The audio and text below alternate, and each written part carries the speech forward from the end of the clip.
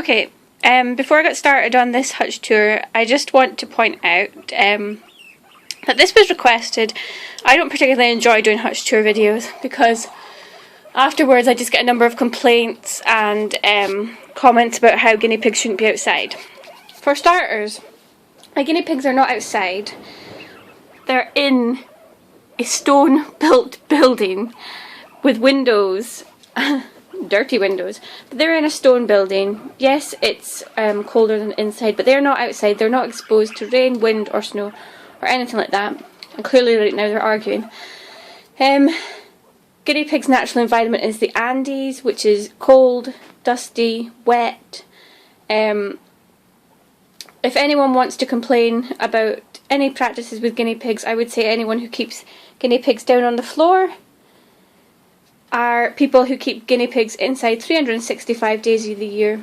For my guinea pigs, daylight and grass are not a treat. Daylight and grass are part of their life. Anyone whose guinea pigs do not get natural sunlight or any time outside or on the grass, you're the people that tend to complain about my hutch tours. So just getting that out of the way before I start. And as you can see, my hutches are also insulated. At the moment I'm using the bottom level as storage because I don't like, as I said, my guinea pigs anywhere near the floor. As you can see, the floor's damp and needs swept. Sorry. But yeah, the floor's damp and that just goes up into the hutch and absorbs into the bed, so I don't actually like my guinea pigs anywhere near the floor. So I'm using the top level and then the smaller 4-foot hutch, which, yeah, it doesn't have that much room, but we get to see my unswept bits of the floor. Yeah, my guinea pigs get out twice a day. What I do is I come down in the morning, let them have a run around. I go back in, get ready for work, and then quickly put them back in before I go to work, and then they get out. They get to come into the house for about half an hour in the evening, and yes, half an hour isn't a long time, but if you're an outdoor guinea pig, you ought not to take them in for too long because they'll get too warm and then you put them back outside and then they'll get cold. So, there's nothing terribly exciting about my hutches. There's the two boys in here, Pickle and Cal. As you can see, they're looking really well. And as you can hear, they niggle at each other all the time. They actually don't fight at all, but they're constantly irritating each other. So for that reason, I put in 2 of everything.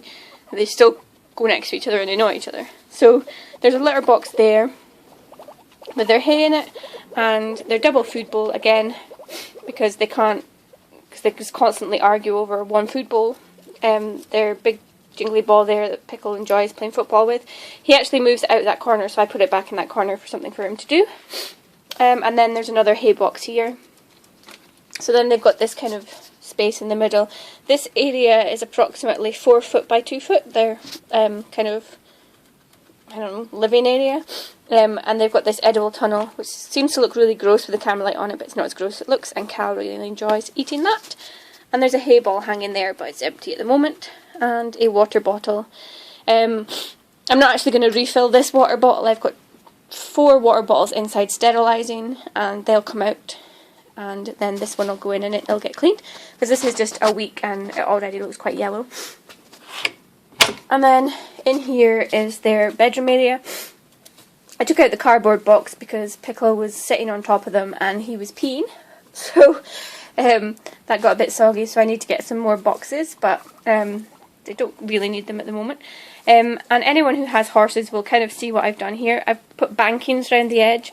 If you have a horse, bankings are there to like protect their legs and whatnot, but with guinea pigs it means they've got this kind of, you know, this like raised bit at the sides so they can snuggle into it, and it just keeps them a little bit warmer. So they've got quite a few layers here so that it's nice and snug. There's newspaper down the bottom with some straw and sawdust. Then there's a layer of puppy pads, some more sawdust, straw, paper bedding, and then their bankings around the edge here. And on the door we have a space blanket, and on the roof, and that's kind of all the way through there. And that just keeps the warmth in rather than letting it escape through the roof. And that's basically all that there is in their hutch. Again, it's insulated on the outside. This is a thermal like curtain liner. And then my horse's old New Zealand rug So if I just close this.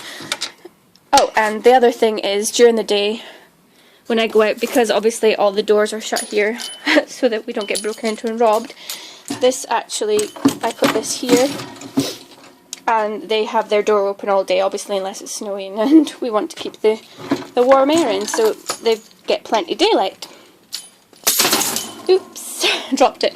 So yeah, that's what their hutch looks like. And there's no one down the bottom, as I said, because it's too close to the ground for me. And then at night, the rug just gets pulled down, put on its sides, and as you can see, it's nice, thick, and all that jazz. Let you stare at my hay while I put this back up. Oh, excuse me. Alright, and then the other boys, they're just in here. Like I said, it's just a temporary measure for a little while. And when I'm cleaning out my hutches, I take out my tablet and watch films and things on it. Hi, boy!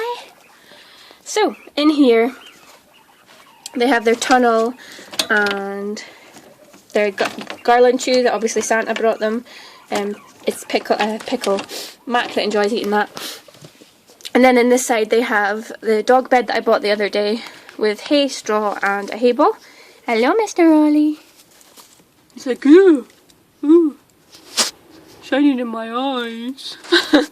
And then they've got a light over there which is on, but obviously the flash is on my camera. And they've got 2 food bowls for the same reason that they've got a double one. And hi, Mac. Here's Mac. Hello. Hello. And they've got their water bottle there. So, and then I can just leave this open during the day because they don't jump out. So they can get some daylight. And then in this side, just fuzzbutt. And then the box with hay and straw and all that jazz. Where are you? We're trying to see you and you're hiding. Where are you, Fuzzy? Look at his hair. It's so bad. It's like, it's grown differently. Like it's all parted, see at his bum? And it's all sticking up in the air. It's really funny. He definitely needs a trim again. I brush him every couple of days.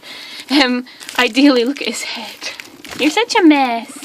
You're such a mess. Ideally, he would be done daily, but he really, really hates it. And it's just so stressful for him. So, yeah. That's them. I think Ollie's claimed the bed and he's telling Mac where to go.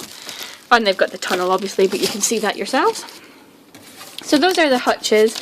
And, oh, and the other thing they have is this, this fleece in here is actually made for plants. It's the anti-frost plant fleece.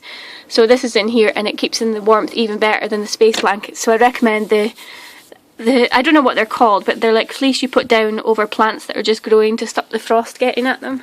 And they have bubble wrap on the door, which also keeps the warmth in. So, those are the 2 hutches at the moment. I keep walking into things. I think you can see that I also need to tidy up in here. But the guinea pigs are all snug and warm, and that's kind of the main thing.